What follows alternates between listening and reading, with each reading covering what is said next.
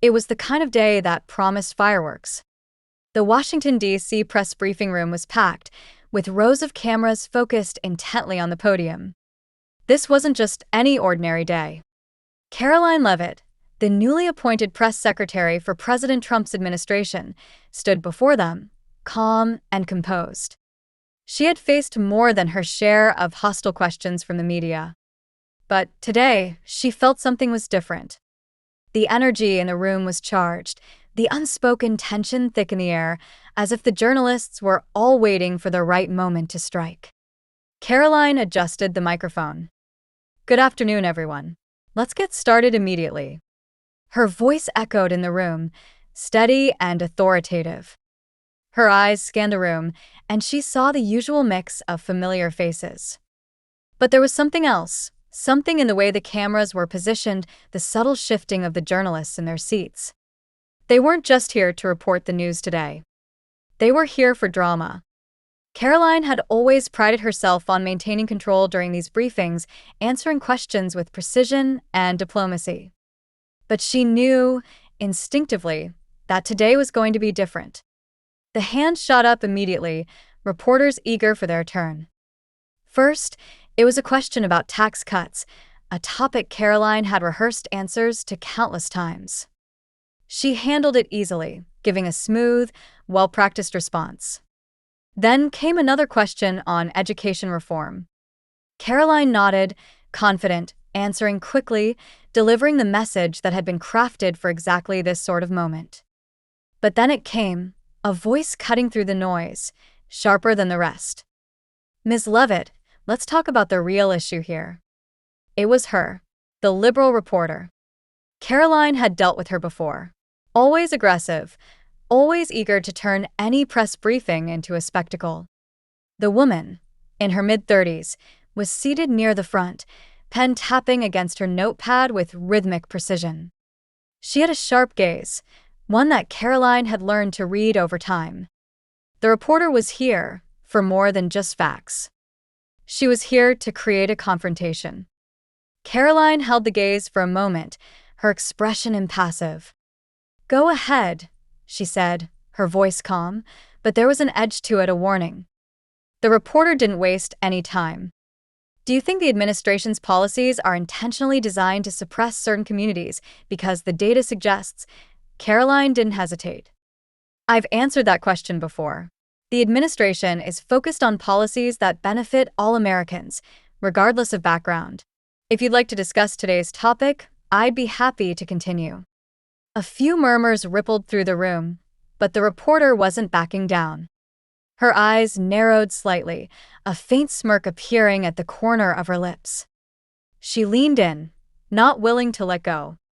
"You didn't actually answer the question, though. Can you directly address?" "I did answer," Karoline interjected, her voice firm but controlled. She gestured slightly toward the other reporters, signaling that she was ready to move on. A few journalists shifted uncomfortably in their seats. Some exchanged looks, sensing the tension building. For a moment, it seemed like the room would settle down. But then, "I just don't see why you're avoiding it," the reporter pressed, her voice cutting through the growing silence. "It's a simple yes or no. Are these policies suppressing marginalized groups?" The temperature in the room shifted. The mood went from tense to uncomfortable. A few reporters exchanged glances. Some appeared intrigued by the confrontation, others clearly uneasy. No one liked seeing a press briefing devolve into a spectacle, but that's exactly what was happening now. Karoline exhaled slowly, clearly trying to maintain control. "I'm not avoiding anything. I'm staying on topic," she said, her voice steady. "If you have a question related to today's discussion, I'll gladly answer. If not, I'll be moving on." But the reporter wasn't done. She leaned even closer to the microphone. "So that's a no comment?" The room tensed. The energy in the room was different now.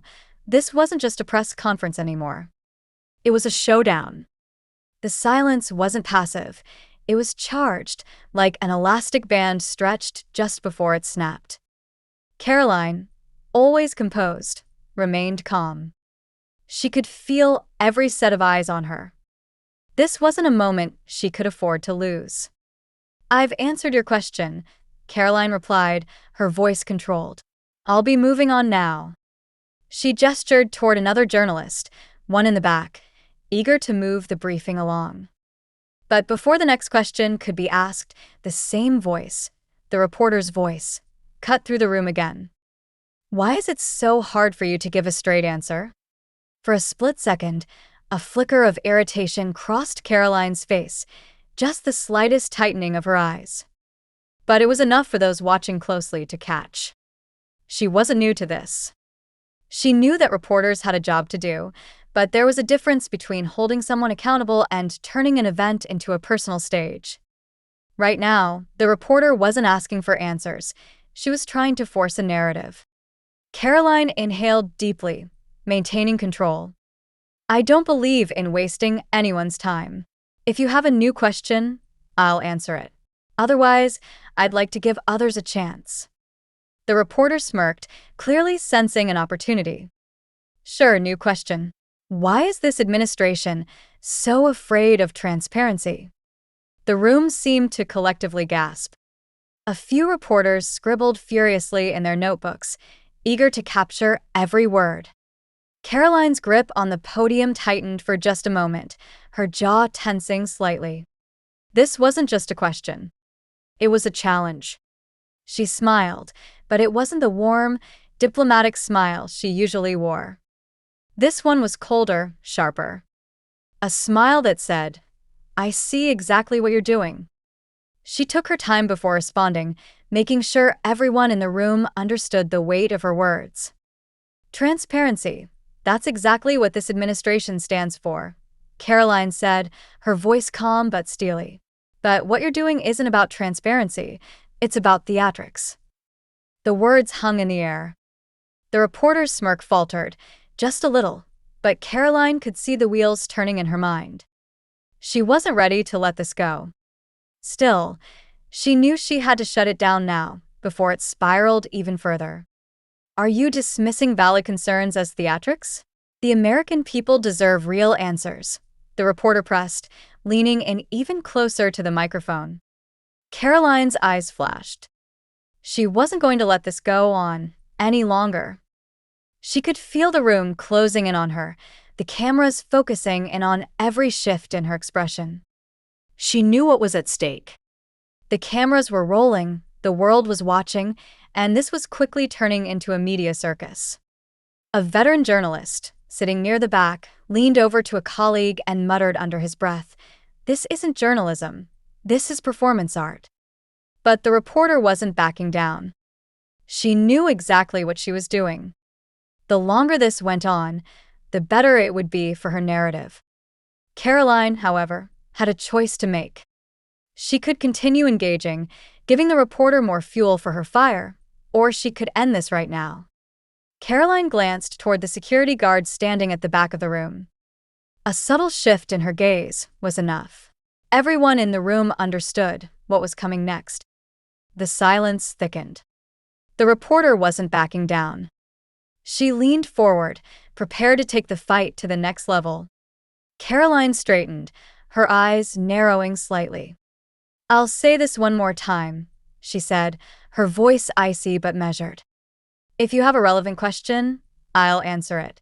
But I'm not going to stand here and engage in bad faith arguments." The reporter chuckled softly, shaking her head in mock disbelief. "Bad faith, Karoline? I'm doing my job. Isn't that what a free press is for?" Karoline didn't blink. A free press is about holding people accountable. What you're doing is trying to turn this into a spectacle. A few murmurs rippled through the room. Some journalists glanced at each other, sensing the shift. This was no longer about policy or issues, it was a battle for control. The reporter tapped her pen on the table once more, a move that could only signal that she was preparing for her next attack. So, just to be clear, Karoline knew exactly what was coming. She could already feel it in the air.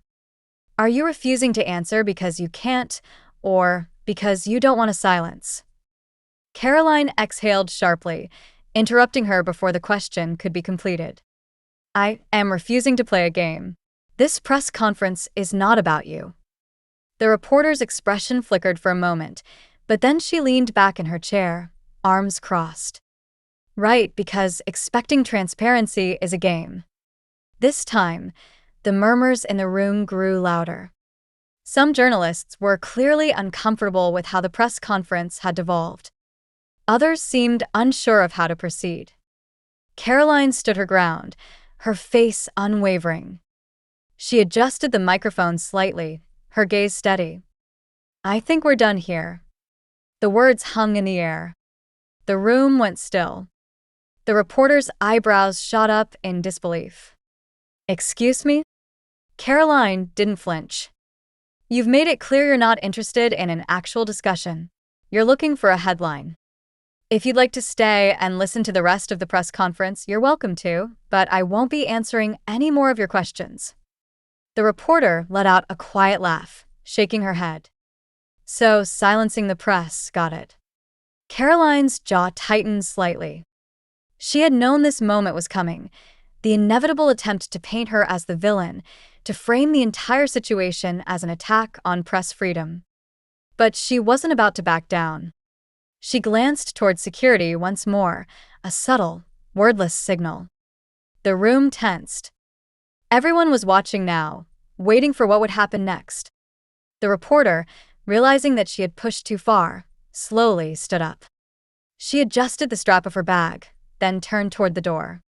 As she walked past the rows of reporters, she muttered under her breath, loud enough for the mics to catch. "This is a disgrace."